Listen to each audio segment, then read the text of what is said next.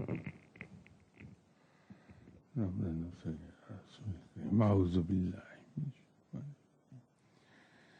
اللہ الرحمن الرحیم. السلام علیکم خواتین حضرات.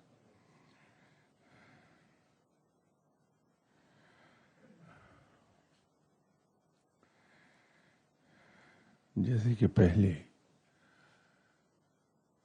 کئی مرتبہ ذکر ہو چکا کہ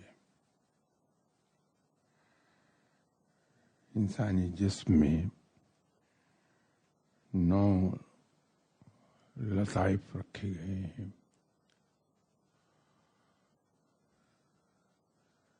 جن میں سب سے زیادہ ذکر جس کا ہوتا ہے وہ 2 لطائف ہیں، قلب اور نفس، اور دونوں ہی انسان کے سینے میں لیفٹ اینڈ رائٹ پر موجود ہیں. ایگزیکٹ لوکیشن ان کی قلب ہے اور یہ نفس ہے.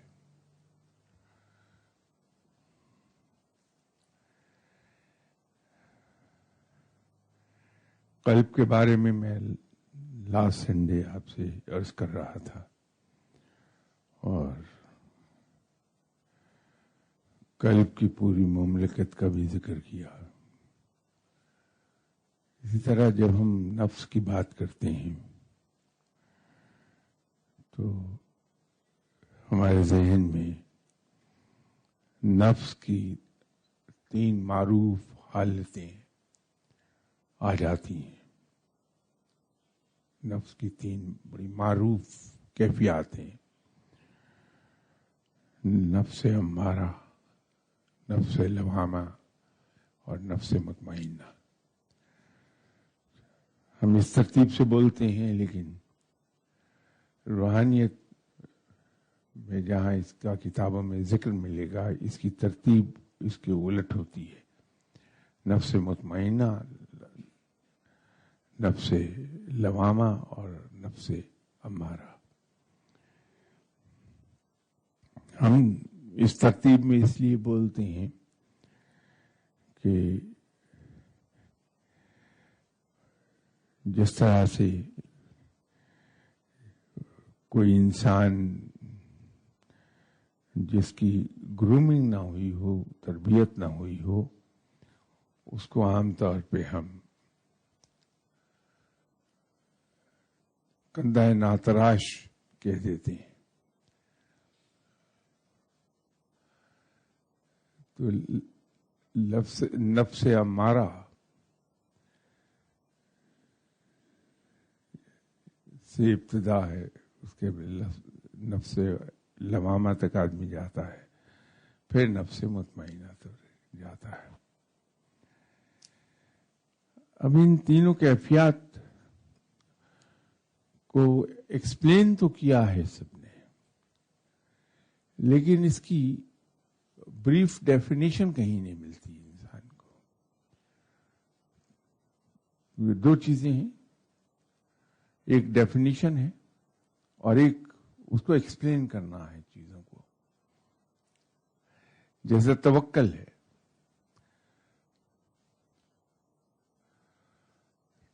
توکل کی ایک ڈیفینیشن ہے اور توکل کو جس طرح ہم بیان کرتے ہیں وہ اصل میں ہم ایکسپلین کر رہے ہوتے ہیں کہ واٹ از توکل.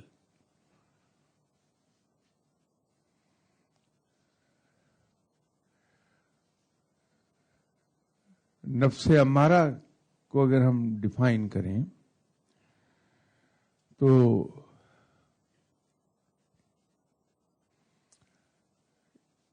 بلکہ یوں کہنا چاہیے کہ نفس کی تینوں کیفیات کی جو ڈیفینیشن جناب حضرت امام غزالی رحمۃ اللہ علیہ نے بیان کی ہے، میرے خیال میں وہ مختصر ترین ہے اور جامع ہے.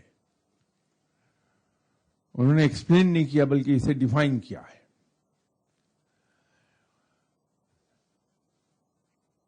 تو جناب حضرت امام غزالی رحمۃ اللہ علیہ نفس امارہ کے بارے میں فرماتے ہیں کہ ایسا نفس جو خواہشات سے مغلوب ہو جائے، شیطانی خواہشات سے مغلوب ہو جائے اور اسے رزسٹ نہ کر پائے، وہ نفس امارہ ہے. اور نفس لوامہ کو ڈیفائن کیا ہے جناب حضرت امام غزالی رحمۃ اللہ علیہ نے کہ ایسا نفس جو کمال اطاعت کو تو نہیں پہنچا لیکن غلطیوں، کوتاہیوں اور گناہوں پر شرمندہ ضرور رہتا ہے، وہ نفس لوامہ ہے. اور نفس مطمئنہ کو ڈیفائن کیا ہے ایسا نفس جو شیطانی خواہشات سے لڑتے لڑتے اس پر فتح یاب ہو جائے اور اس کا اضطراب ختم ہو جائے، وہ نفس مطمئنہ ہے. میرے خیال میں یہ ڈیفینیشن نفس کی تینوں کیفیات کی بڑی جامع اور بڑی مختصر ہے، اور اس سے انسان کو سمجھنے میں سہولت ہو جاتی ہے.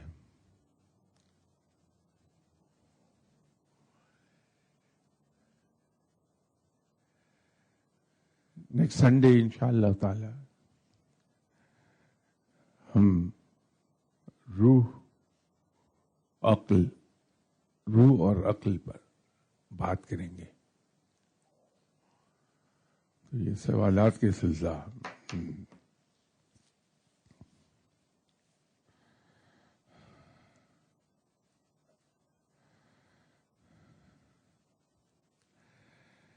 ایک سوال ہے کہ کیا صلاحیت، ظرف اور استعداد نہ ہونے کے باوجود کسی شخص کو مشاہدہ یا فتح نصیب ہو سکتی ہے؟ اس میں یہ تین مختلف حالتیں ایک سوال میں رکھی ہیں اور وہ تینوں مختلف ہیں.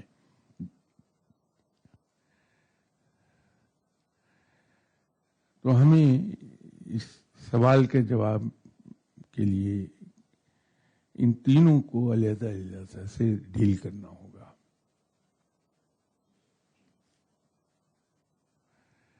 صلاحیت تو ہر انسان میں ہے،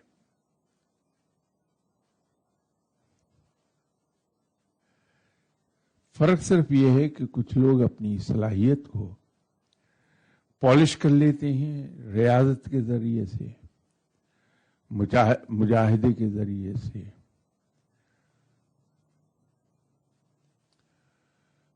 وہ ڈیولپ ہوتی ہے صلاحیت اور پھر اس صلاحیت سے کام لیتے ہیں اور وہ اللہ کی راہ پر چلنے لگتے ہیں. دوسرا جو آپ نے لفظ استعمال کیا ظرف،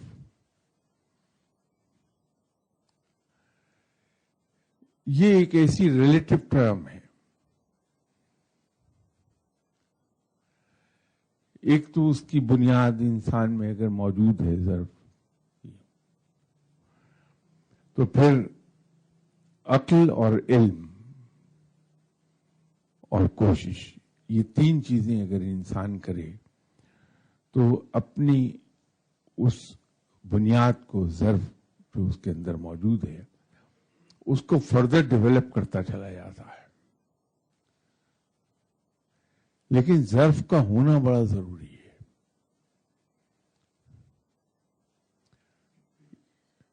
یہ اتنی براڈ بیسڈ ٹرم ہے.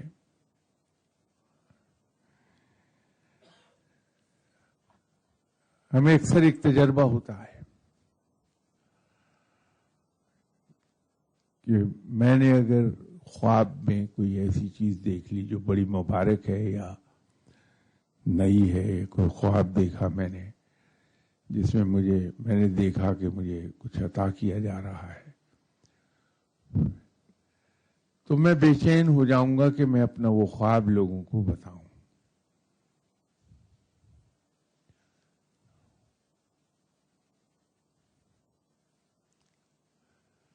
لیکن اگر آدمی کا ظرف بڑا ہے تو اس خواب کو پی جائے گا بندہ، اور جتنا اس کو پی جائے گا اتنی ہی آگے اس کی ترقی اور ہو جائے گی۔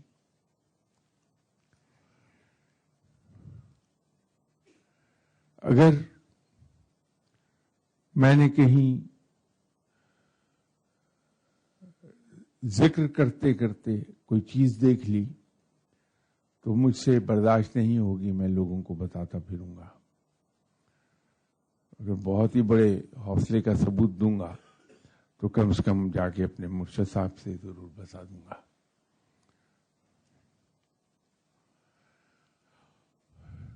یہ ظرف کی کمی ہے، تو اس کو ہم دوسرے لفظوں میں بھی کہتے ہیں سہار نہیں ہے ہمارے اندر۔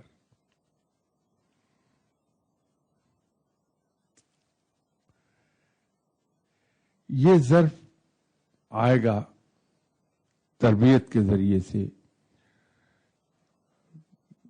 آپ کے مرشد آپ کی تربیت کریں گے، جیسے بڑے شاہ صاحب کسی قیمت پر یہ سننے کے لیے تیار ہی نہیں ہوتے تھے کہ ان کو کوئی یہ کہہ دے کہ سر آپ نے مجھے یہ پڑھنے کو بتایا تھا۔ وہ ان کا تو کوئی نقصان نہیں تھا، سن سکتے تھے، لیکن جس کو وہ سکھا رہے ہیں اس کی تربیت کرنے کے لیے وہ آگے سے ڈانٹ دیتے تھے، کیوں پھر مجھ پہ احسان کرتے ہو، پڑھ مت پڑھو، چھوڑ دو۔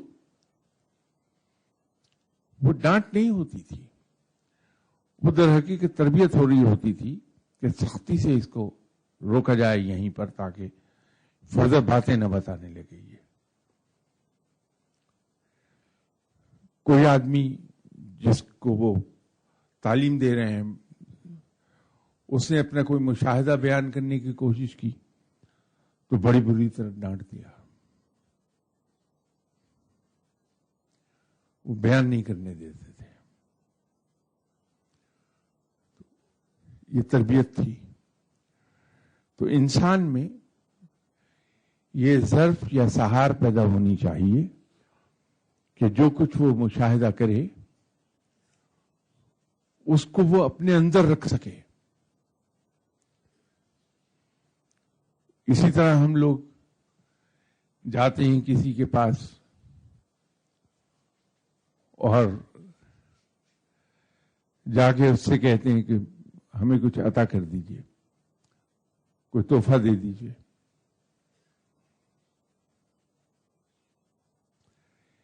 یہ ثوابدید آپ کے مرشد صاحب کی ہے، جو آپ کو تعلیم دے رہے ہیں، جو آپ کی تربیت کر رہے ہیں، کہ وہ کب یہ دیکھتے ہیں کہ آپ اس قابل ہو گئے کہ آپ کو اگلا سبق دے دیا جائے۔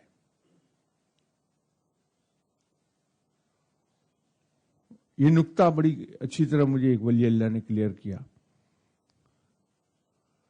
تو ایک سبق جو مرشد صاحب نے دیا تھا پڑھنے کو، میرا خیال ہے شاید 42 سال سے زیادہ عرصہ ہو گیا پڑھے جا رہے ہیں، کبھی مرشد صاحب سے کہا ہی نہیں کہ صاحب وہ آپ نے مجھے بتایا تھا تو کب تک پڑھنا ہے؟ ٹھیک ہے، جب روکنا ہوگا منع کر دیں گے کہ اب یہ چھوڑ دو، یا جب وہ سمجھیں گے کہ اور اس کو دینا ہے کچھ پڑھنے کو تو دے دیں گے۔ یہ ان کا فیصلہ ہے، فیصلہ سیکھنے والے کا نہیں ہے۔ یہ سب چیزیں تربیت سے آتی ہیں۔ پھر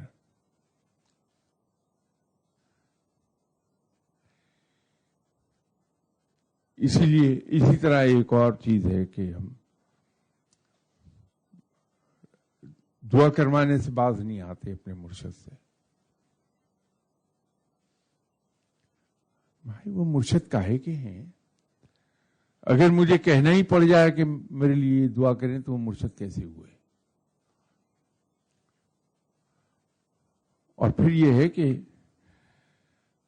میں تو ان صاحب کو مرشد ماننے کو تیار ہی نہیں ہوں جو اپنے شاگرد کو اس مقام تک نہ لے جائیں جہاں اس کی دل سے دنیا کی مال اور دنیا کی محبت نہ نکل جائے، دنیا کے مال کی محبت یا دنیا کی محبت نہ نکل جائے۔ یہ تو مرشد پہلا کام یہی کرتے ہیں، بشرطے مرشد ہوں صحیح۔ کہیں کسی کی قسمت خراب ہے، مجھ جیسے آدمی کو پکڑ لیا تو وہ بیچارہ کیا سکھائے گا، خود ہی نہیں سیکھا ہوا غریب۔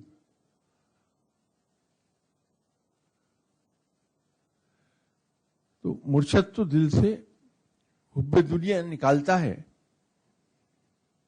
تو اگر اس کے شاگرد نے اس سے دنیا کی محبت ہی کی دعا کرتے رہنا ہے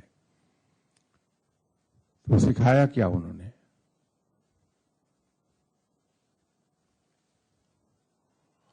اور ایک اس کے اندر بڑی باریک سی بات ہے کہ مرشد کوشش کریں گے کہ آپ ان سے دنیا کی کسی دعا کا نہ کہیں، کہ مرشد آپ کو دھکیلتا ہے رب کی طرف، رب کے پاس جاؤ، رب کی عبادت کرو، رب سے مانگو، رب کی دہلیز پر بیٹھو جا کے، میرے پاس کیا لینے آتی ہو؟ تو وہ دھکیلتا ہے کہ رب کی طرف جاؤ تم، اس لیے کہ صحیح جگہ وہی ہے، صحیح راستہ وہی ہے۔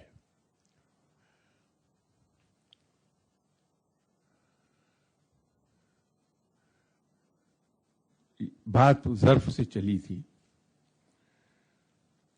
تو ظرف ڈیولپ ہوگا صحیح تربیت، بلکہ صحیح تعلیم و تربیت سے، کیونکہ تعلیم سے انسان کا ذہن کھلتا ہے، جس کو ہم کہتے ہیں مینٹل ہورائزن براڈ ہوتا ہے۔ تو جتنا مینٹل ہورائزن ہمارا براڈ ہوتا چلا جائے گا، ہمارے اندر ظرف بڑھے گا کہ ہم چیزوں کو ایبزارب کرنے، برداشت کرنے کی صلاحیت پیدا کریں گے اپنے اندر۔ مینٹل ہورائزن کا براڈ ہونا بڑا ضروری ہے، اور وہ مینٹل ہورائزن یاد رکھیے ہمیشہ براڈ ہوتا ہے تعلیم سے۔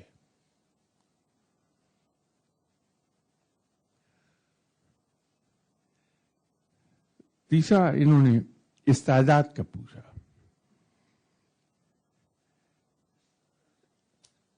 استعداد ہر شخص میں موجود ہوتی ہے، فرق ڈگری کا ہے۔ کچھ لوگوں میں کم استعداد ہوتی ہے، کچھ لوگ زیادہ استعداد کے مالک ہوتے ہیں۔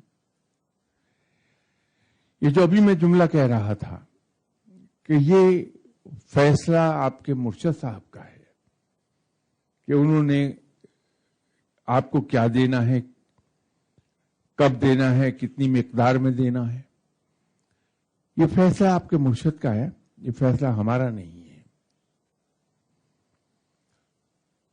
آپ کے مرشد چونکہ صاحب علم ہے، وہ آپ کو دیکھ کر اندازہ کر لیتے ہیں کہ میری استعداد کیا ہے، وہ اس استعداد کے مطابق میت ڈوز میں علم دیں گے۔ کیونکہ ایک بڑا زبردست احتمال رہتا ہے کہ اگر زیادہ مقدار میں ایک دم سے کسی کو علم دے دیا تو وہ اسے برداشت نہیں کر پائے گا، اس کے 2-3 نتائج نکل آئیں گے، یا وہ اپنے دنیاوی فرائض کو بھول کر اسی راہ پہ لگ جائے گا جو کہ سنت نہیں ہے۔ سنت تو یہ ہے کہ ایک ہاتھ میں دین، ایک ہاتھ میں دنیا، اور دونوں میں کمال حاصل کیا جائے۔ اس لیے کہ آپ صلی اللہ علیہ وسلم نے دنیاوی زندگی بڑی بھرپور گزاری ہے۔ میں اس ریفرنس سے سنت کہہ رہا ہوں۔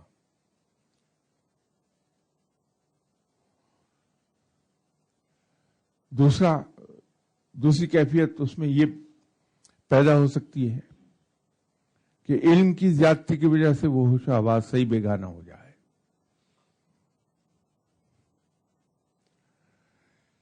تیسری کیفیت یہ ہو سکتی ہے کہ علم کا بوجھ اس کے لیے ناقابل برداشت ہو جائے اور وہ بھاگ جائے. تو جو واقعی صاحب علم ہیں، جو واقعی مرشد ہیں، وہ بہت میڈ ڈوز دیتے ہیں علم کی، جس کو دوسرا آدمی ایبزارب کرتا جائے ساتھ ساتھ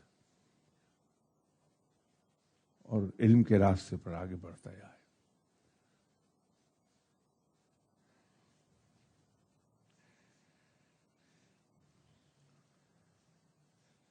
یہ جو سوال کا اگلا حصہ ہے کہ استعداد نہ ہونے کے باوجود کسی شخص کو مشاہدہ یا فتح نصیب ہو سکتی، تو وہ میں نے آپ کو کلیئر کر دیا کہ مرشد آپ کے فیصلہ کر لیں گے. میں نے یہاں ایک بار ایک قصہ سنایا تھا کہ بڑے شاہ صاحب کے پاس مجھ سے ہی کسی صاحب نے ریکویسٹ کی کہ مجھے آپ ملوا دیں. تو میں نے بڑے شاہ صاحب سے عرض کی کہ حضور اس طرح ایک صاحب ہے میرے جاننے والے، وہ آپ سے ملنا چاہتے ہیں. فرمایا لے آؤ. وہ گئے وہاں.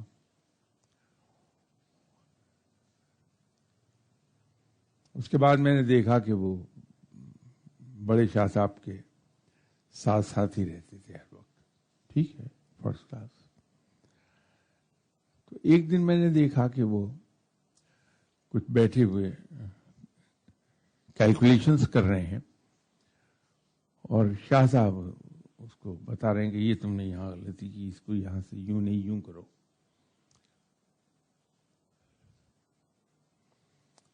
تو میں نے یہ سوچا کہ یہ تو شاہ صاحب کا سٹائل ہی نہیں ہے کہ اس طرح سے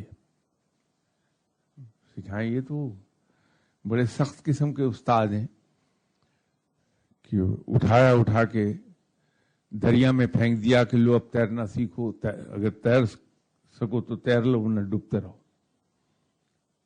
ان کا رویہ ایسا تھا. تو یہ کیا یہ سکھا رہے ہیں؟ پھر میں نے دیکھا اسی طرح تو میرے دل میں یہ آیا کہ شاہ صاحب ان کو بڑی محنت سے سکھا رہے ہیں. تو پھر ایک دن دیکھا تو وہ بڑی دلچسپی سے ان کی تعلیم کر رہے تھے. جب تیسری بار میرے دل میں یہ خیال آیا تو وہ صاحب جب اٹھ کے چلے گئے تو شاہ صاحب نے میری طرف رخ کیا اور فرمانے لگے کہ میاں ہم تو فقیر لوگ ہیں، ہمارے پاس جو آدمی جس نیت سے آتا ہے ہم وہ اس کو دے دیتے ہیں. یہ صاحب میرے پاس آئے تھے دل میں یہ نیت لے کے کہ مجھ سے کچھ ایسا علم سیکھ لیں جس سے لوگوں کے سوالوں کے یہ جواب صحیح دے دیا کریں اور ان کو انکم ہو جایا کرے. تو میں نے ان کو یہ علم فلکیات کا ایک حصہ سکھا دیا. اب یہ کیلکولیشنز کے ذریعے سے جواب نکالیں گے، لوگوں کو دے دیں گے، ہر ایک سے یہ 150 روپے وصول کر لیں گے. تمہاری شکل مجھے بہت دیر پہلے دکھا دی گئی تھی کہ تمہارا حصہ ہے میرے پاس، لیکن تم نے آنے میں بہت دیر کی. تو جب آئے تو جتنا تمہارا حصہ تھا وہ میں نے پہلے دن دے دیا تمہیں. اب یہ تمہاری اپنی ہمت ہے کہ اس پر محنت کرتے رہو، آگے بڑھتے رہو، یا تم وہیں کے وہیں بیٹھے رہ جاؤ. تو ہم تو جو جس نیت سے آتا ہے اس کو وہ دے دیتے ہیں. یہ بات بڑی دیر میں جا کے مجھے سمجھ آئی کہ وہ کتنی بڑی بات کہی تھی شاہ صاحب نے. تو یہ جو آپ نے کہا کہ بغیر صلاحیت، ظرف اور استعداد کے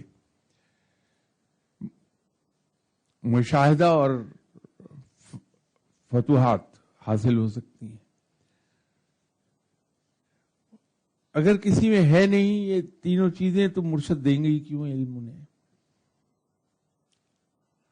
ہاں عبادت کا صحیح طریقے سکھا دیں گے تاکہ ثواب ملتا رہے.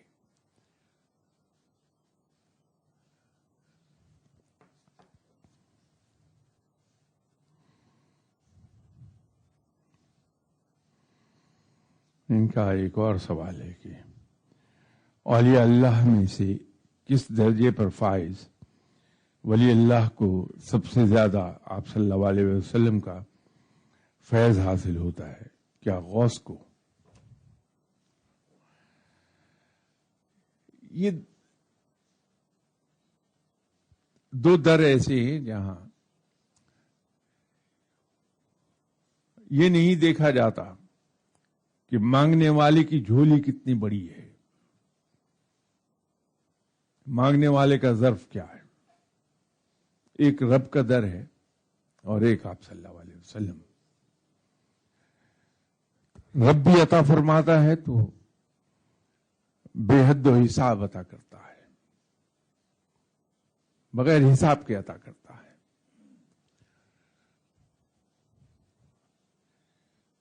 وہ عطا کرتے وقت یہ نہیں دیکھتا کہ جس کو میں دے رہا ہوں اس کا ظرف کتنا بڑا ہے۔ اس سے پہلے جو ہم بات کر رہے تھے، ہم مرشد کی بات کر رہے تھے۔ اسی طرح آپ صلی اللہ علیہ وسلم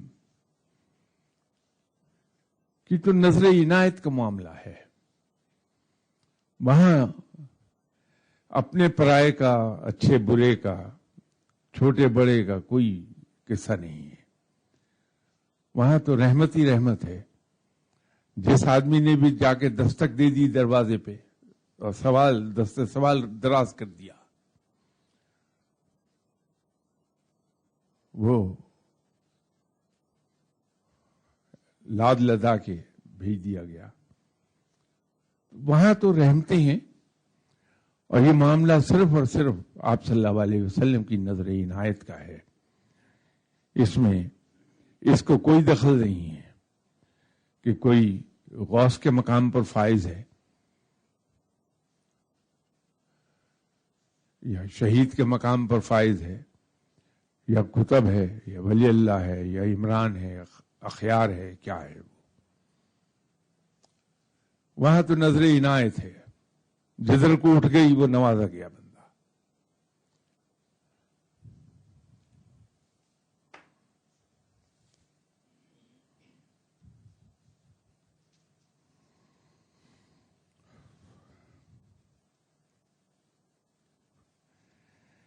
ان کا ایک سوال ہے کہ مشاہدہ حق میں گم غوث اپنے فرائض کیسے سر انجام دیتا ہے؟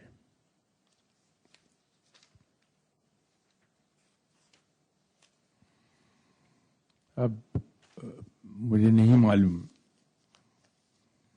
کہ یہ سوال جن صاحب نے کیا ہے ان کے ذہن میں کیا ہے کہ جو غوث ہے وہ کیا ہر وقت عالم استغراق میں رہتا ہے؟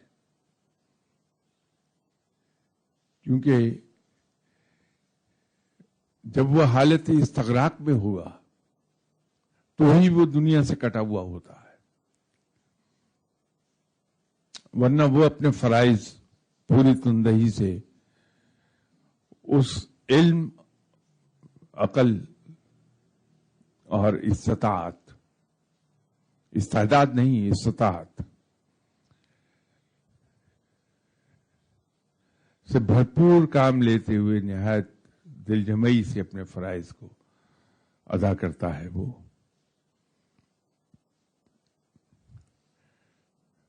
میں نے یہاں شاید 2-3 سنڈیز پہلے عرض کیا تھا کہ آپ صلی اللہ علیہ وسلم نے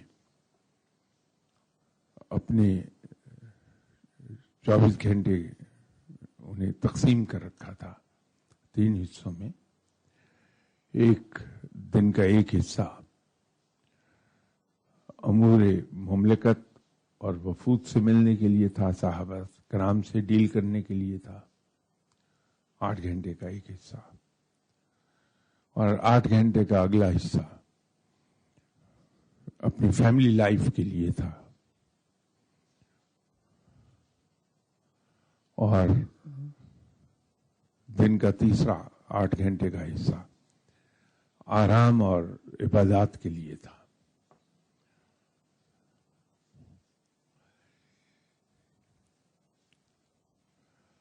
جو شخص غوث کے مقام پر پہنچا ہے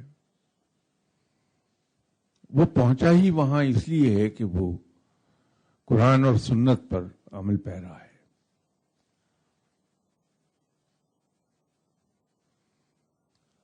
تو ظاہر ہے کہ وہ سنت پر عمل کرے گا اور یہ تمام اپنے امور سر انجام دے گا اسی تقسیم کو سامنے رکھ کے.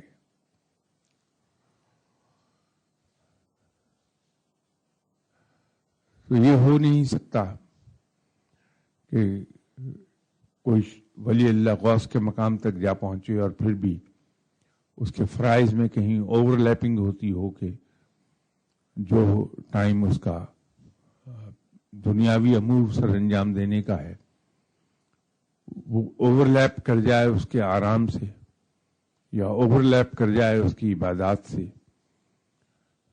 اسی طرح اس کے جو فیملی کے لیے اس نے ٹائم مختص کیا ہوا ہے وہ اوور لیپ کر جائے.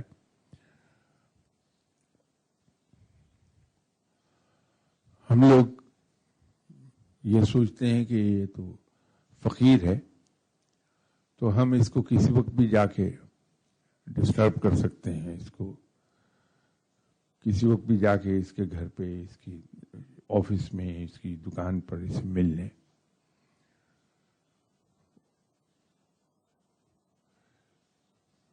وہ مل تو لے گا آپ سے لیکن دل میں اس کی یہ ہوگا کہ میرے معمولات میں اس نے خلل ڈال دیا ہے. ہم بچپن میں ایک چیز سنا کرتے تھے کہ کوشش کرو کہ فقیر کے دل میں اتر جاؤ اور اس بات سے بہت احتیاط کرو کہ کوئی فقیر تم سے چڑ نہ جائے. تو اس وقت اس عمر میں تو سمجھ نہیں آتی تھی باتیں, یہ بعد میں سمجھ میں آئی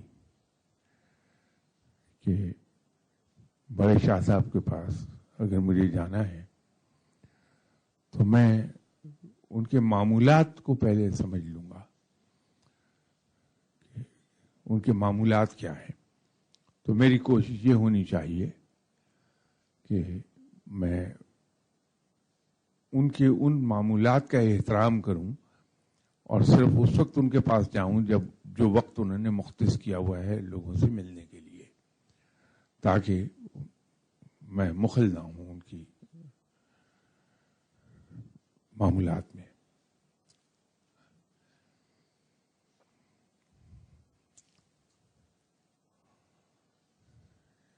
عجیب بات یہ ہے کہ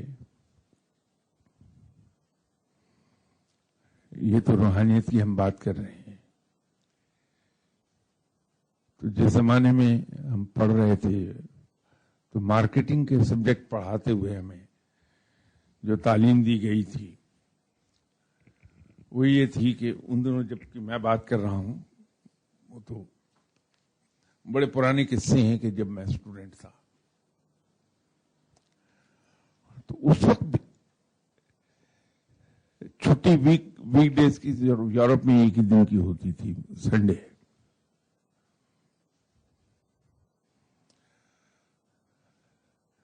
تو ہمیں پڑھایا یہ جا رہا تھا کہ جب تمہارا جہاں کام ہے اس افسر سے ملنے جا رہے ہو تو ایک احتیاط یہ کرو کہ سیٹرڈے کو 12 بجے کے بعد اس سے نہ ملنے جاؤ, اس لیے کہ 2 بجے اسے آف ہونا ہے. تو 12 بجے کے بعد سے وہ ہالیڈے موڈ میں چلا گیا ہے. اب آپ اس کے لیے کوئی زیادہ ویلکم وزٹر نہیں رہیں گے, وہ چڑھ جائے گا آپ سے. 12 بجے کے بعد اس کے پاس مت جاؤ. اسی طرح منڈے مارننگ وہ ویکینڈ کے بعد آیا ہے, اس نے اپنے پورے ویک کا پلان کرنا ہے نیکسٹ ویک کے لیے. تو صبح 10 بجے سے پہلے اس کے آفس میں مت جاؤ کیونکہ وہ پورے ویک کی پلاننگ میں مینٹلی بزی ہے, تو آپ کو وہ دل سے ویلکم نہیں کرے گا. اسی طرح جب کسی کے کمرے میں داخل ہوتے ہیں تو نہ تو آپ آندھی اور طوفان کی طرح اس کے کمرے میں داخل ہوں اور نہ سلو ہوں.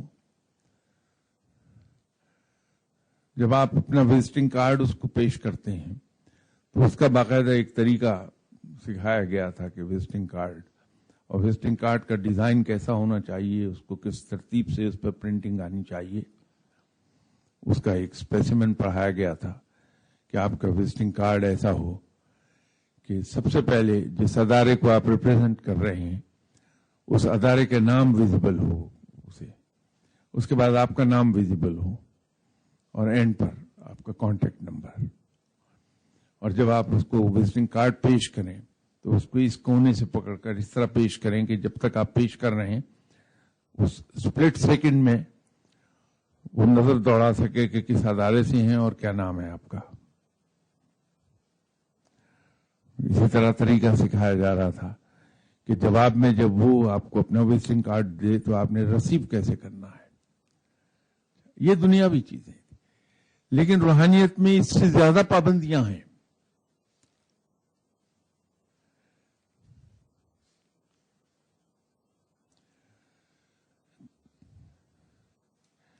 تو ہمیں جس فقیر سے بھی ہمارا تعلق ہے, انہیں ہم نے مرشد مانا ہے یا ان سے ہم تعلیم لینا چاہتے ہیں, تو دو چیزیں اگر اب عمر کے اس حصے میں پہنچ کر اگر میں کسی کے پاس جاؤں گا تو ہمارے یہاں ایک چیز سکھاتے ہیں سروس کے معاملے میں کہ جب ہم کسی کو کھانے پر گھر انوائٹ کرتے ہیں